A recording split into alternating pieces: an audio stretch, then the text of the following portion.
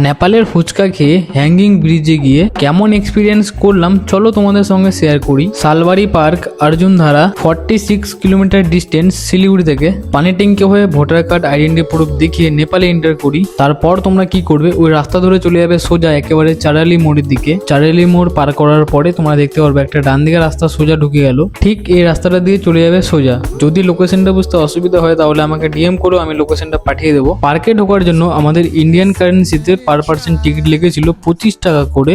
ভেতরে ঢোকার পরে দেখতে পাচ্ছি সত্যি পার্কটা খুবই সুন্দর। অবশ্যই তোমরা একবার ভিজিট করতে পারো এই পার্কে। সিনিয়র হোক বা জুনিয়র সবার জন্য ভালো অপরচুনিটি দেওয়া আছে এই পার্কে। খেলার জন্য অনেক কিছু পেয়ে যাবে, এমনকি কাপলদের জন্য এই পার্কটা একদম বেটার হবে। তারই সঙ্গে দেখতে পারবে একটা বড় হ্যাঙ্গিং ব্রিজ, এমনকি এখানে বোর্ডিং করারও ব্যবস্থা আছে। 100 থেকে 150 টাকার মধ্যে তোমাদের বোর্ডিং করা হয়ে যাবে। বাকি ডিটেলস গুলো আমি লং ভিডিওতে তোমাদের জানিয়ে দেবো। কমেন্ট বক্সে এই লোকেশনটার নাম পিন করা রইলো, তোমরা এটা দেখে নিও। নেপালে গিয়েছি, না খেয়ে আসলে হবে, তাই আমরা ট্রাই করলাম ওখানকার ফুচকা। আবারও নতুন লোকেশন নিয়ে দেখা হচ্ছে। Ta ta, thank you.